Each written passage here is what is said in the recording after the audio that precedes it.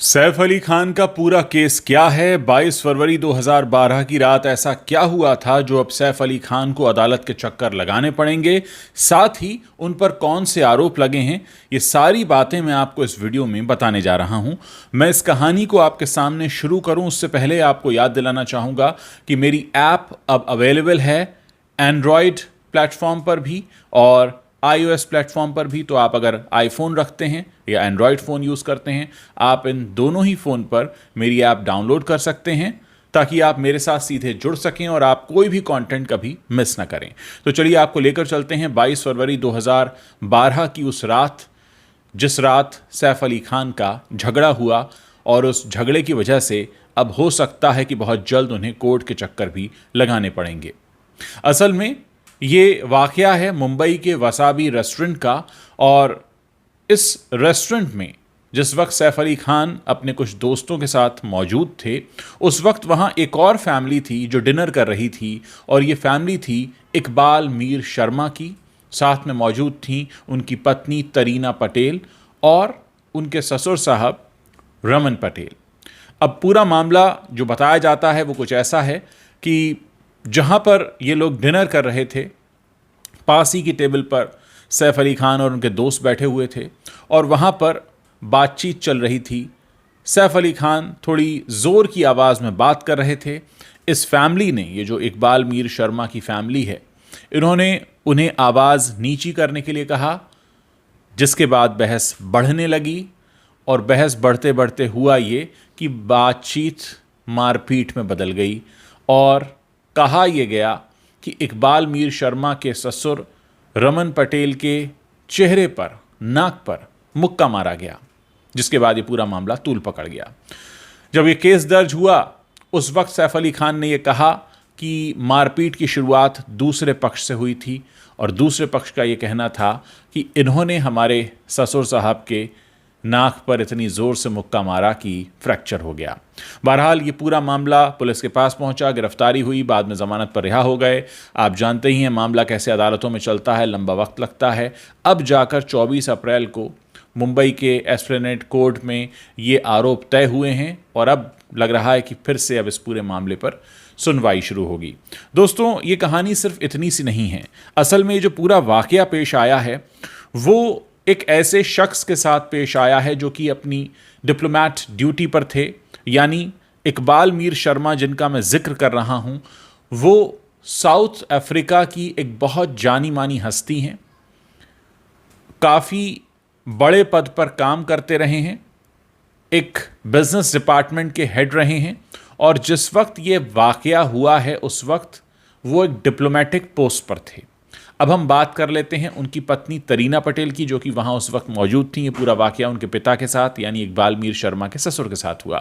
तरीना पटेल फिल्मों में काम करती रही हैं। भूल भुलैया में उन्होंने काम किया था। एक 10 कहानियाँ नाम की फिल्म आई थी, उसमें डिनो मोरिया के साथ दिखाई दी थी। तो उनके भी फिल्म इंडस्ट्री से संबंध रहे हैं और वो साउथ अफ्रीका की मॉडल हैं।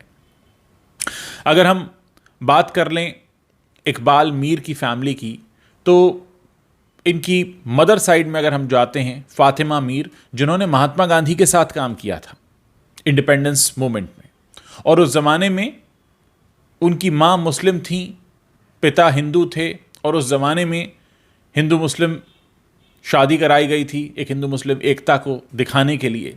तो ये एक ऐसी फैमिली से आते हैं और ऐसी फैमिली के साथ बॉलीवुड के एक चेहरे की मारपीट होती है। मामला 10-11 साल चलता है और अब जाकर नंबर आया है कि इस पर अब सुनवाई हो रही है। दोस्तों, यहाँ कई सारे सवाल हैं। पहला सवाल तो ये है कि इतने बड़े परिवार शामिल हैं, तब ये हाल है कि कोर्ट में इतने साल बाद नंबर आ रहा है। आप सोचिए, अगर कोई मामूली आम व्यक्ति होता तो शायद नंबर ही ना आया होता। दूसरी बात, कहा यह जाता है कि 2012 में जब हमारे देश में पोस्टेड एक डिप्लोमेट के साथ हमारे ही देश के एक मशहूर चेहरे ने इस तरह से बदसलूकी की, मारपीट की, मामला पुलिस और अदालत तक पहुंचा, तो इसमें तुरंत एक्शन क्यों नहीं लिया गया? क्योंकि ये एक बहुत बड़ा मैसेज जाता है पूरी दुनिया के लिए कि भारत में पोस्टेड किसी डिप्लोमेट के साथ इतनी बड़ी घटना हो जाती है तो भी हम 10 साल लेते हैं उस मामले को निपटाने के लिए। या सैफ अली खान ने अपने किसी रसूख का इस्तेमाल किया या हमारा सिस्टम ही इतना ढीला है? तमाम बातें। अब जब ये मामला फिर से अदालत में आया है तो लोग सर्च कर रहे हैं तरीना पटेल कौन है। मैंने अभी देखा तो मुझे उनकी एक पिक्चर दिखाई दी इंटरनेट पर जिसमें वो नीता अंबानी के साथ खड़ी हैं। और भी आप जब सर्च करेंगे कौन है इकबाल मीर शर्मा, कौन है रमन पटेल, कौन है तरीना पटेल, तो आपको तमाम जानकारी मिल जाएगी। दोस्तों, यहाँ जो पूरी तस्वीर निकल कर आती है वो ये है कि एक ऐसे रेस्टोरेंट में जहाँ एलीट क्लास जाता है, दो परिवार साथ में डिनर कर रहे हैं, टेबल आसपास है, एक परिवार की आवाज़ ऊंची होती है, दूसरा परिवार कहता है धीरे बोल लो। इस बात पर बहस हो जाती है, बहस मारपीट में बदल जाती है, और मारपीट ऐसी कि जिस शख्स के नाक पर मुक्का पड़ता है उनको फ्रैक्चर हो जाता है। मामला पुलिस थाने पहुंचता है, अदालत पहुंच जाता है और 10 साल लग जाते हैं। आप में से हो सकता है बहुत सारे लोग तो इस किस्से को भूल भी चुके होंगे, या शायद बहुत सौ को तो याद भी नहीं होगा कि ऐसा कुछ हुआ था।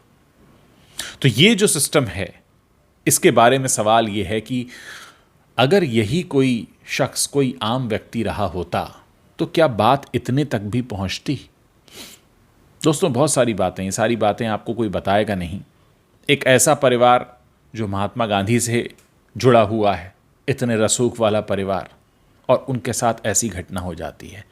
अक्सर हमारे देश में कहा जाता है कि पैसे के नशे में या शोहरत के नशे में ये सारी बातें इसमें दिखाई देती हैं। हालांकि उस वक्त सैफ अली खान ने दावा किया था कि इकबाल मीर शर्मा ने वहाँ मौजूद महिलाओं पर भद्दे कमेंट किए थे, और वहाँ मौजूद महिलाएं कौन थीं? करीना कपूर, मलाइका अरोड़ा के अलावा करिश्मा कपूर। तो ये सारे नाम उस वक्त वहाँ मौजूद थे। और सबसे बड़ी बात है कि तरीना पटेल खुद बॉलीवुड से हैं, फिल्मों में काम करती रही, और ऐसा नहीं कि उनको ये नहीं जानते थे। और ये तक बात सामने आई थी कि कहा गया कि भाई इस मामले को हम यहीं शांत कर देते हैं, लेकिन बात बढ़ती चली गई। जाहिर है ये सब कुछ नशे में हुआ होगा। अब ये पूरा मामला अदालत में है, बहुत सारी बातें और निकल कर सामने आएंगी, और आने वाले समय में मीडिया का इस पर फोकस रहने वाला है।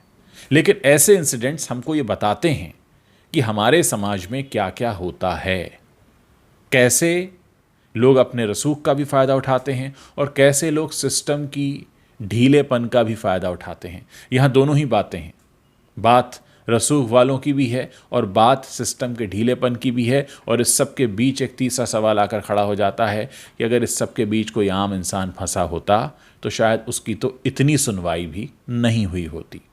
मैं आप लोगों से रिक्वेस्ट करूंगा, इस वीडियो को शेयर कीजिए, कमेंट कीजिए, हमें बताइए कि आप क्या सोचते हैं ऐसे मामलों के बारे में, और क्या आपको लगता है कि ये 12 साल का समय जो लगा, 2012 से लगा लीजिए 23 तो आ ही गया है, और फिर हम कहते हैं कि देर है पर अंधेर नहीं। पर ये इतनी देर है, ये भी तो किसी अंधेर से कम नहीं। क्या सोचते हैं आप इस पूरे मामले पर? वीडियो के नीचे कमेंट करके बता सकते हैं।